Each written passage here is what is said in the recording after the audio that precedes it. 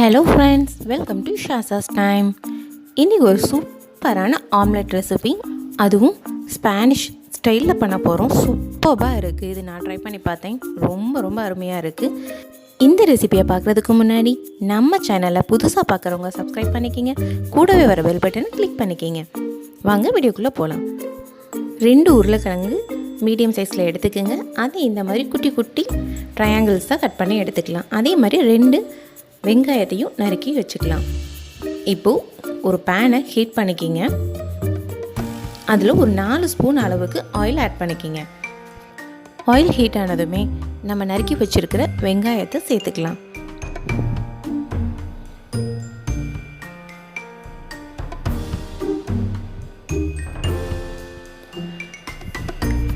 வெங்காயத்தை சேர்த்ததும் கொஞ்சம் நல்லா வதக்கி விட்டுக்கலாம். இப்போல்லாம் ஃப்ளேம் வந்துட்டு நார்மலாகவே இருக்கட்டும். வெங்காயம் பாதி வதங்கினதுமே நம்ம கட் பண்ணி வச்சுருக்கிற உருளைக்கிழங்குகளை ஆட் பண்ணிக்கலாம். நீங்கள் உருளைக்கிழங்கு மெல்லிசாக கட் பண்ண முடியாமல் கொஞ்சம் திக்காக கட் பண்ணிட்டீங்கன்னா ஃபஸ்ட்டு ஆயிலில் உருளைக்கிழங்கை போட்டு ஃப்ரை பண்ணிவிட்டு அது பாதி வெந்ததுமே ஆனியனை ஆட் பண்ணிக்கிங்க. இப்போது உருளைக்கிழங்கும் பாதி வதங்கிடுச்சு. இப்போ இதில் 1/2 ஸ்பூன் சில்லி பவுடர், இந்த வெங்காயம் உருளைக்கிழங்குக்கு தேவையான அளவு உப்பை ஆட் பண்ணிக்கிங்க. இதையும் சேர்த்து நல்லா வதக்கி விட்டுக்குவோம்.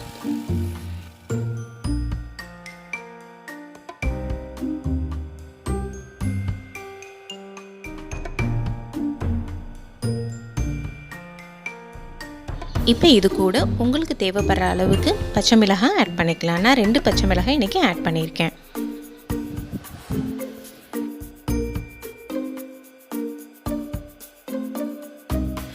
எல்லாம் சேர்த்து நல்லா வதக்கி விடலாம். ஒரு 80% அளவுக்கு நல்லா வதங்கி வெந்ததுமே நம்ம ஃப்ளேமை ஆஃப் பண்ணிடலாம். பாருங்கள், இந்த அளவுக்கு நல்லா வெந்திருக்கணும். இப்போது ஒரு பவுல் எடுத்துக்கலாம்.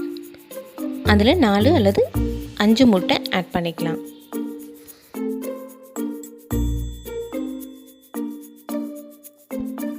நான் இன்றைக்கி 6 பேர் சாப்பிட்றதுக்கு ஏற்ற மாதிரி ரெடி பண்ணிகிட்ருக்கேன். நீங்கள் எத்தனை பேருக்கு தேவையோ அதுக்கேற்ற மாதிரி உருளைக்கிழங்கு, முட்டை, வெங்காயம் இந்த அளவுகளை எடுத்துக்கோங்க. இது கூட முட்டைக்கு தேவைப்படுற அளவுக்கு உப்பை ஆட் பண்ணி நல்லா கலந்து விட்டுருங்க.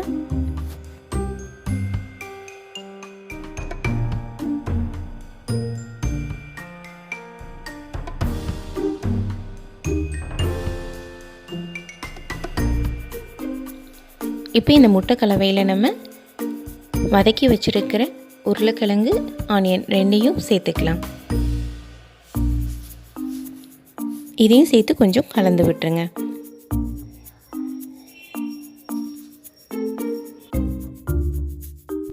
இப்போ இதில் ஒரு கைப்பிடி அளவுக்கு கொத்தமல்லி குட்டி குட்டியாக நறுக்கி ஆட் பண்ணிக்கலாம்.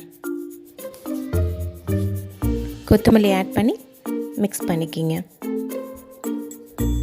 இதில் நீங்கள் மஞ்சள் தூள் ஆட் பண்ணணும்னு விருப்பப்பட்டால் நீங்கள் ஆட் பண்ணிக்கலாம். நான் இன்றைக்கி ஸ்கிப் பண்ணிக்கிறேன்.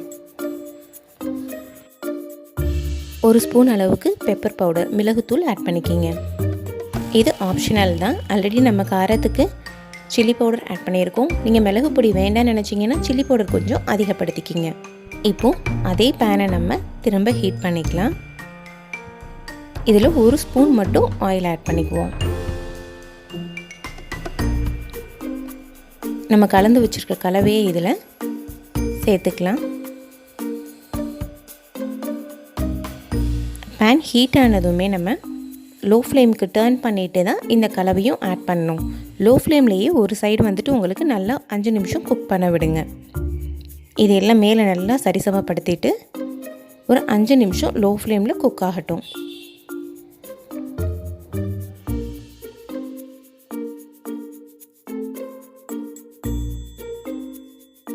இப்போ அந்த ஒன் சைடு நல்லா குக் ஆகிருக்கும்.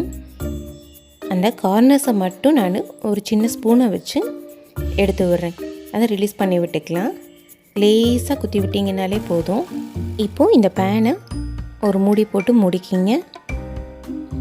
மூடி வந்துட்டு ஒரு துணியை வச்சு பிடிச்சிக்கோங்க. பேன் வந்துட்டு மூடியால் நல்லா அழுத்தி பிடிக்கணும். நீங்கள் அப்படி டர்ன் பண்ணுங்க. இப்போ ஆம்லெட் நமக்கு அந்த மூடியில் கிடச்சிடும். ஸ்டவ் ஆஃப் பண்ணிவிட்டு டர்ன் பண்ணுங்கள். எனக்கு ப்ராக்டிஸ் ஆனனால ஆஃப் பண்ணாமல் செஞ்சுருக்கேன்.